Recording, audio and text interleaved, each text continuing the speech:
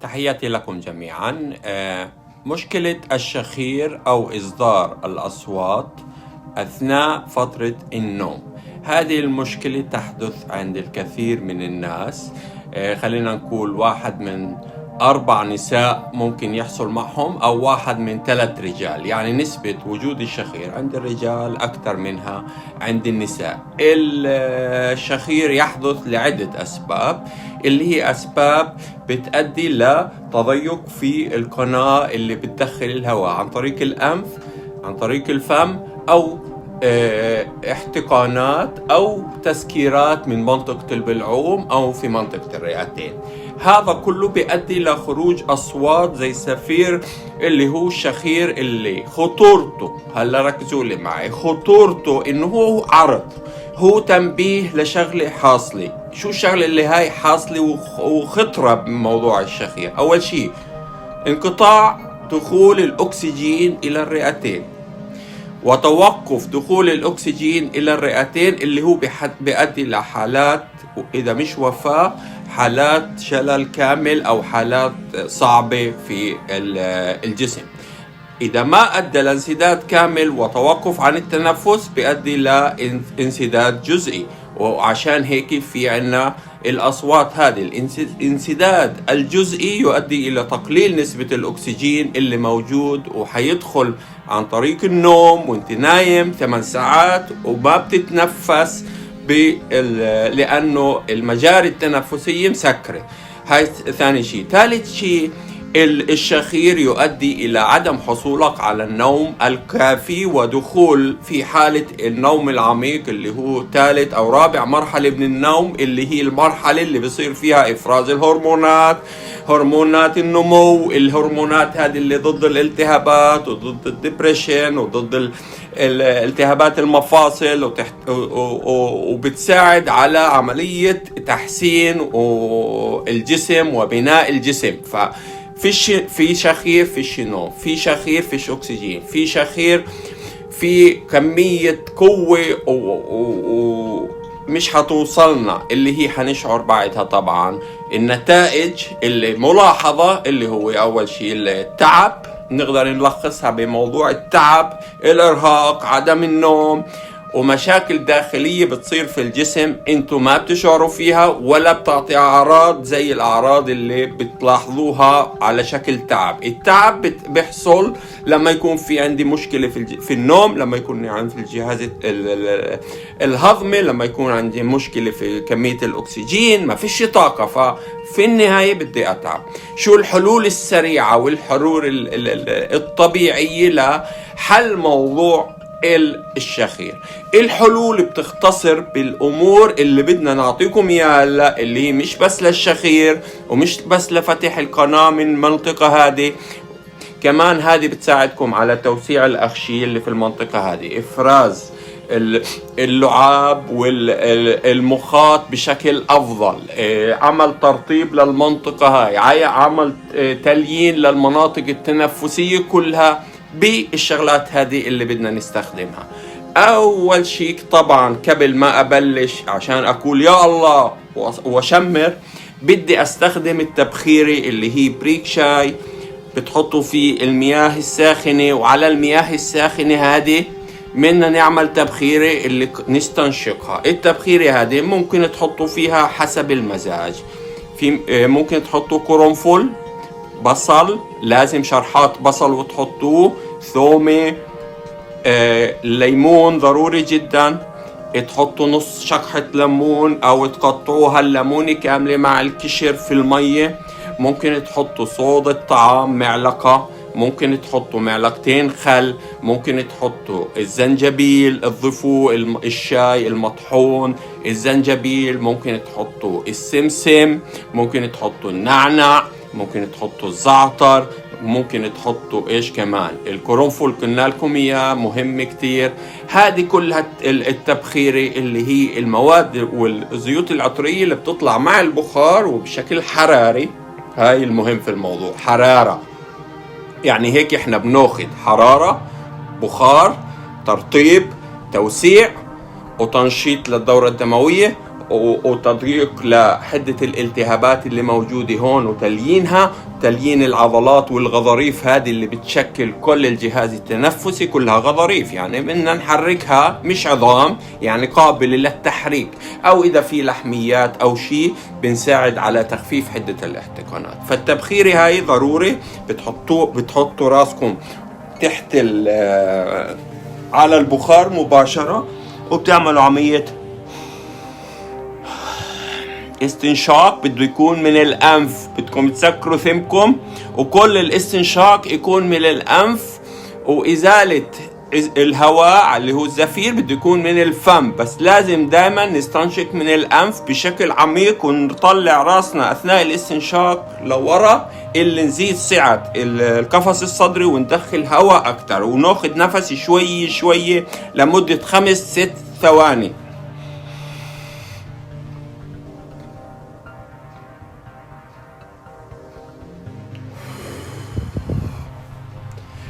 هاي أول مرحلة التبخيري كبخار تجهيز لموضوع إزالة الخشونة. هاي ثاني مرحلة بدي أعمل قطارة. هاي شغلة بسيطة، بتجيبوا العلبة هذه من الصيدلية وبتوضعوا فيها المحلول اللي بدكم إياه. محلول بيعتمد، ممكن تحطوا محلول، اسمعوا لي، هاي تحطوا نص العبوة هذه مياه عادية، تحطوا على المياه عادية هذه شوية ملح يعني بجوز ربع معلقة ملح في المحلول هذا، وإذا كان ملح صخري بيكون أفضل.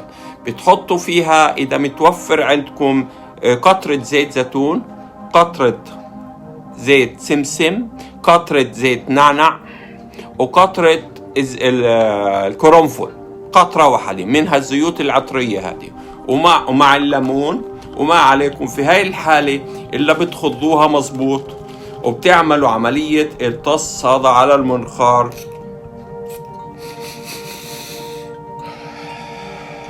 3 مرات وبتستنشقوا. إذا أول مرة حسيتوا بحركان كتير كذا فخلص وقفوا، إذا ما حسيتوا كل شيء تمام وفتحت التنفس عندكم كويس. هذا الحكي قبل النوم بنص ساعة بساعة بتعملوا الإجراءات هذه. هلا بعد العملية هاي كل شيء تمام على الموضوع هذا، خلصنا من الموضوع هذا. شو كمان في شغلات ممكن نسويها؟ الشغلات الثانية اللي حتساعدكم دائما اللي هي الزيوت والدهن على المناطق هذه. هلا بفرجيكم وبعدين عمل حركات معينة. هلا الزيوت اللي بدي استخدمها اللي هي هاي البيتية اللي بنعملها دائما، اللي حطينا فيها قرنفل مطحون، حطينا فيها نعنع مطحون، حطينا فيها زعتر مطحون، حطينا فيها سمسم مطحون، حطينا فيها كم من قطرة ليمون في هاي الزيوت. شو كمان حطينا؟ وخلطناها مع بعض مع زيت زيتون بكر، فصار عندنا المحلول هذا. هلا أنا اللي هو ريحته لحاله صدقوني والزنجبيل حطيناه مع المخلوط هذا والزيوت هذه اللي شايفينها، اتشبعت في كل هذه المواد الطبيعية اللي موجودة في هالزيوت هذه بمجرد خلطها بعد الطحن. خلصنا من موضوع الزيوت. شو كمان يا دكتور بدك تعمل؟ هلا للتسريع طبعا بدنا نعرف كيف نستغل هالزيوت هذه. كيف بدنا نستغل هالزيوت هذه؟ يعني بدنا نوضعها على الأماكن اللي بدنا نحركها ونلين الأماكن هذه ونزيل الاحتقانات. من الأسباب الشائعة للشخير اللي هي زيادة الوزن، الشحوم الزائدة، اللحميات الزائدة، فهاي بتؤدي لضغوطات، الالتهابات، الاحتقانات في المناطق الجيوب الأنفية أو الفم أو فبنعمل الحركات هذه بحكي لكم إياها واحدة واحدة وإنتوا بتكرروها على مدى 5 دقائق. بدنا نبلش من المنطقة هذه، منطقة العينين، تحت العينين. بدنا نحط إيدينا ونعمل الحركات هذه للخارج شوي شوي فيها الزيوت هذه. بعدين بدنا نبلش في منطقة أعلى الأنف ونسحب لتحت لمنطقة أسفل الأنف بالطريقة هذه، ونسحب ونحاول نضغط مع ضغوطات من الأصابع، يعني مش بس إنه نحلس تحليس. هاي بدها شوية ضغط، ما تخافوا، كلها عظام هون، كلها أعصاب لمفاوية، عضلات، هاي عضلات الوجه. فأنتوا بتضغطوا، أنتوا قاعدين بتشيلوا الاحتقانات، وبنصير نضغط بشكل أكبر وننزل لتحت، اللي نخفف الاحتقانات اللي جنب الأنف والمنطقة الجيوب الأنفية، بحيث تحسننا موضوع انتقال الهواء بعد التبخير وبعد اللي عملناها. في هاي الحالة كل شيء رطب، وبنعمل الحركات اللي هون تحت الأنف بالطريقة هذه شوية شوية. بعدين بنيجي من المنطقة هذه بنضغط شوية، وبنصير عضلات هذه كبيرة فيها كمية دماء كتير، وإحنا عن طريق الحركات هذه وشعيرات دموية دقيقة وجهاز لمفاوي كويس في المنطقة هاي، غدد لمفاوية اللي عشان تشيل كل وبنصير نعمل هيك كم من ثانية بنكرر الحركة هذه. وبعدين بنصير ننزل على المرحلة اللي لتحت شوية، نلين ونشيل هالشحوم هذه وهالتراكمات في المنطقة هذه اللي ضاغطة على الغدد اللعابية وضاغطة على الغدد اللمفاوية اللي موجودة في المنطقة هذه، وضاغطة كمان أهم من كل هذا على الغدة الدرقية اللي هيها جاي في المنطقة هذه. هلا هذه السوائل وهي الاحتقانات إذا ظلت موجودة بتكون ضاغطة على الأمور هذه، فعمل الهرمونات وعمل الدورة الدموية ونشاط الدورة الدموية والجهاز المناعي في المناطق هذه بيكون متأثر في الاحتقانات هذه. فأنا بدي أكرر الحركات هذه وأسير آجي فيها من وراء الرقبة وأنزل لتحت زي كعملية حبس أو سحب للمغناطيس، وقاعد بسحب في كل هالسوائل الليمفاوية اللي هي خارجة عن مجرى الدورة الدموية ومسببت لنا هالسكون ومسببت لنا المناطق الحساسة اللي هي بؤرة لتجمع كل الفيروسات وكل البكتيريا اللي هي أساس لكل المصايب اللي بتعانوا فيها. فبنعمل عملية مساج، وبعدين بنصير لتحت شوي شوي. وكمان بالمناسبة بتحصلوا على تخفيف للضغط الثاني هذا اللي موجود عندكم. هذه بدكم تشيلوها من اليوم وطالع. في هاي الحالة أنا جهزت الوجه كله والمناطق الوجه وشلت هالاحتقانات مع الزيوت هذه اللي لحالها شوف شايفين وجهي صار كيف احمر. من ايش احمر؟ اول شيء من الحرارة، بعدين من الضغوطات، بعدين من فعالية المواد هذه اللي هي مواد حارة، مواد بتوسع، مواد ملينة. فاذا بدها تلين وعملت احمرار في المنطقة هذه الخارجية اللي انتم شايفينها، فشو هاي بدها تسوي داخليا لما نطصها في الطصاص هذا ولا عن طريق التبخيرة واللي هي الأغشية الداخلية أكثر حساسية من الجلد، نفس الفاعلية. مدام في دورة دموية وفي احمرار معناته احنا ماشيين صح، معناته انه في مواد غذائية بتوصل، في تروية، في انعاش للمنطقة هذه. خلصنا من موضوع المساج 5 دقائق بعد المي السخنة والتبخيرة بغسل وجهي. وفي هاي الحالة بظل عندي بس حركات معينة وتمارين اللي ساعتها أكون جاهز لموضوع النوم. التمارين هذه بدنا قبل ما نعمل التمارين التنفسية بدنا نعملنا أكم من تمرين هيك حركات على جنب الأنف، اللي نزيد حركة الأنف بالطريقة هذه. من نضغط ونصير ما تخافوا، مش هتعملوا شيء، هتعملوا ليوني. هاي غضاريف ما بتعمل اي تجعدات، هاي بتزيل التجعدات، هاي بتنشطك، هاي بتخلي خدودكم وخدودك يا اختي حمر حلوة بدون استخدام اي مركبات تاني. بعدين بصير نضغط في المنطقة هذه 5 ثواني ونطلع من اعلى المنخار. بعدين بنضغط لتحت 5 ثواني. الضغط بده يكون من فوق لتحت، بدنا ننزل لتحت. وبعدين بنرد نسحب ونضغط ونسحب ونضغط. وطبعا في خلال هاي العملية شو احنا ممكن نسوي عشان نسرع؟ نرد نطص كمان مرة وبعمل عملية ضغط وسحب لأي شيء موجود داخل الأنف. بالطريقة هاي بالحركات هذه.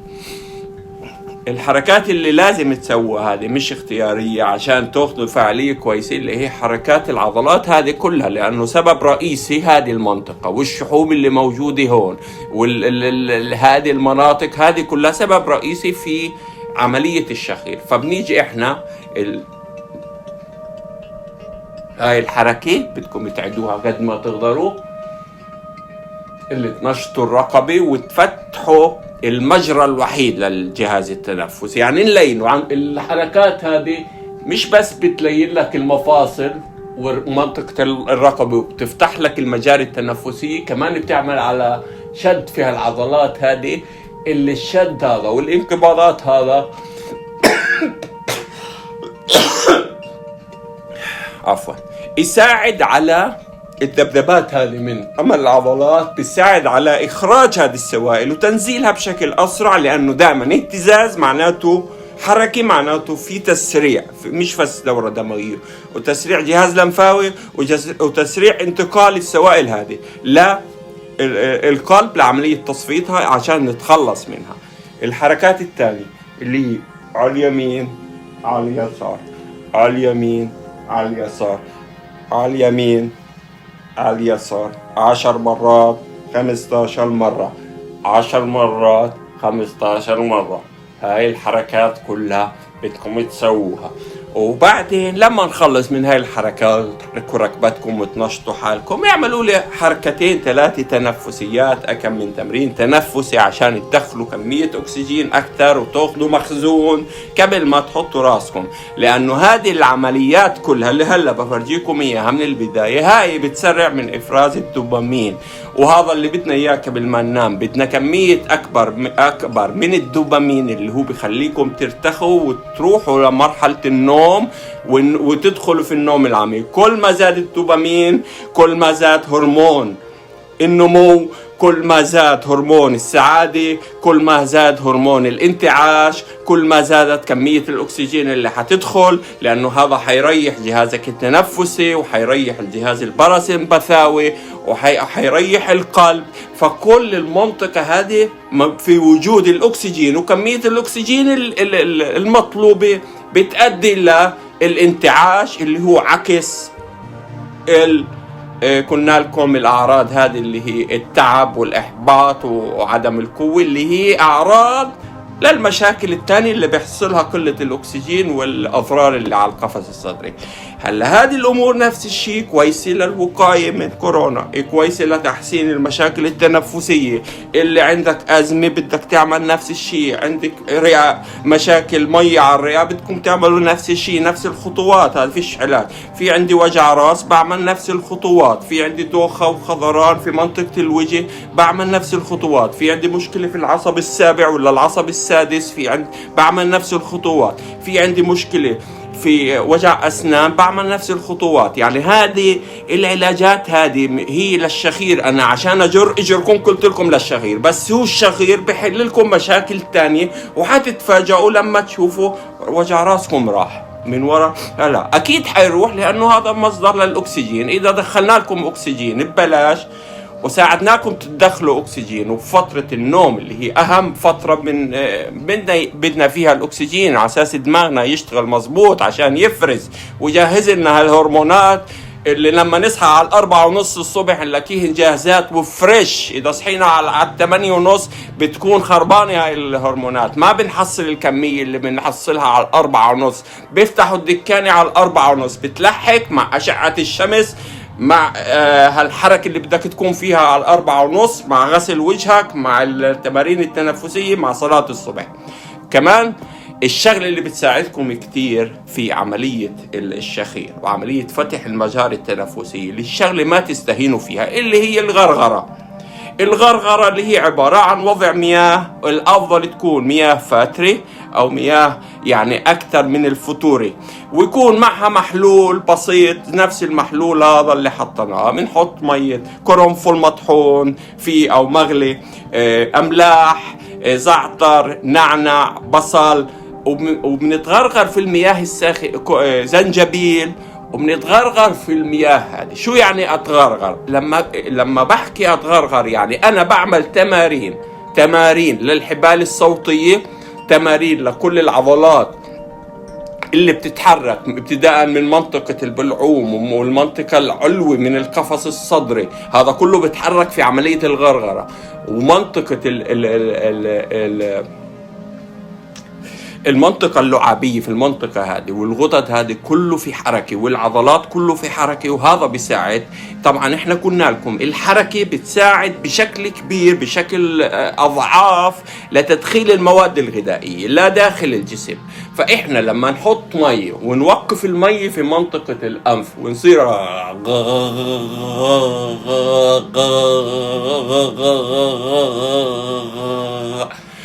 انتوا جربوا بدون ما تحطوا مية، اعملوا بس الصوت، لازم تطلعوا صوت في الغرغرة، لازم تطلعوا صوت، وما تسحوا تعملوا صوت لأنه اللي بيستحي بيموت.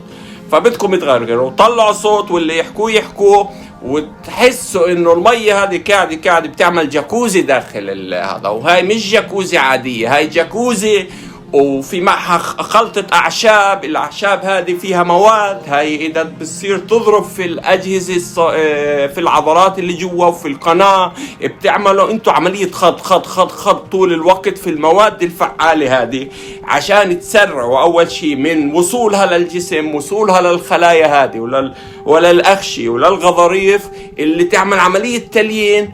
وثاني شيء عشان تسرعوا الدورة الدموية وتسرعوا الجهاز المناعي وتنشطوا في المنطقة هذه. فهذه هي الغرغرة اللي بنحكيها كلمة واحدة بس، هي بتسبب شغلات كويسة كتير لفتح المجرى التنفسي وأخذ كمية أكسجين أكتر. وهذا اللي بدنا إياه، الكل بدور هلأ على أكسجين لأنه الأكسجين هلأ صار هو، فهمنا في النهاية إنه صار عماد الحياة، وإنه هو اللي بواقينا من الحياة، يا في أكسجين يا في شيء أكسجين. فهلا عن طريق انكم تخلصوا من الشخير. والشغله الاخيره كمان اللي لازم نحكي عنها موضوع الشخير اللي هي الوضعيات، طبعا وضعيات الرقبه والنوم اثناء النوم. هلا اذا صار عندك شخير، طبعا بعد ما تعمل الامور هذه صدقوني بجوز حتناموا اول مره بدون ما تعملوا شخير. وبده الردود تيجي من نسوانكم او من جيزانكم ويقولوا لي شخروا ولا ما شخروا، يعني نفعت ولا ما نفعت. هلا غير هذه بدك تنام كويس، يعني بدك تخلي الجهاز التنفسي والموضوع في وضعية انه يكون مفتوح طول الوقت. كيف ممكن ننام كويس؟ بدك تنام كويس. هلا حسب كل واحد شو مشكلته، ليش مشخر. هلا اذا نمت على ظهري وحطيت مثلا اذا عندي مشاكل في الرقبه فبستخدم الرول هذا اللي كنا لكم عنه وبنام بالطريقه هذه وبفتح الجهاز التنفسي. اذا حسيت حالي صرت اشخور ساعتها ببدل، بروح على جنب اليمين، بروح على جنب اليسار، يعني بدلوا. اول ما تبدلوا الوضعيه تاعتكم بروح الشخير. افضل وضعيه عشان تمنع الشخير اللي هي تنام على جنبك اليمين، تنام على جنبك اليمين او تنام على جنبك على الظهر من ورا. بس تغيير الوضعيات اذا صحيتوا محبب، يعني مش مشكله. فهذا كل اللي بنقدر نحكيه بمختصر المفيد عن موضوع الشخير. بنتمنى لكم الصحة والعافية. خلصوا لي من العادة هذه، وبالمناسبة حتخلصوا من مشاكل كثيرة، منها مشاكل بتتعلق بالجهاز التنفسي ومن قلة الأكسجين، ومنها مشاكل تتعرق في الدماغ، وجع الراس وقلة النوم والآلام الحادة اللي موجودة، ومنها مشاكل تتعلق في الجيوب الأنفية والاحتقانات في الفم، ومنها كمان مشاكل تجميلية لإزالة كل الاحتقانات اللي موجودة تحت عينيكم هذه، وإزالة الاحتقانات اللي موجودة هون تبقى منفخة، وبالأساس بتكون متجمعة الله وقيكم في المنطقة هذه. وآخر تجمع لإلها بيكون شايفين فيها عظمة الترقوة هذه اللي تحت، هذه بتكون آخر تجمع، لأنها هاي المناطق العظمية اللي فيها زي المثلثات وكذا، هاي منطقة خصبة ساعتها السوائل بتتجمع فيها، بتلاقي جوار هيك تتجمع فيها وصعب إننا نطردها. وعشان هيك بنقولكم دائما السجود السجود السجود السجود، خدوه كويس كتير للمنع وتخفيف حدة الشخير. ليش؟ لأنه لما نسجد بنصير في عملية طلوع نزول، تغيير الدورة الدموية من تحت لفوق، إخراج الهواء بشكل أفضل عن طريق ضغط. لما أكون تحت فالهواء بيطلع بشكل مضغوط، ومع الحركة تاعت السجود بتعمل عملية ضغط في القفص الصدري. بمجرد 20-30% القفص الصدري بيكون أصغر، ففي عندك عملية ضغط، ومع الضغط هذا الهواء بيتجه للأسفل وبيكون مع قوة، فهيك بنطلع. غير عملية إزالة الاحتقانات من الأنف، غير عملية تروية دموية كبيرة لمنطقة الوجه، لأنه منطقة الجبهة بتكون أول منطقة بتكون مرتكزة، فكل تركيز الدورة الدموية والجهاز اللمفاوي والطاقة تاعتنا والكهرباء تاعت الأعصاب بتكون موجودة في المنطقة هاي في وضعية السجود. ومنه كمان بنفرغ هالشحنات الزايدة من الكهرباء، لأنه جسمنا ملان كهرباء. أصلا جسمنا بيشتغل على الكهرباء، على الإلكترومغناطيك راديشن، هذا اللي بشغل جسمنا.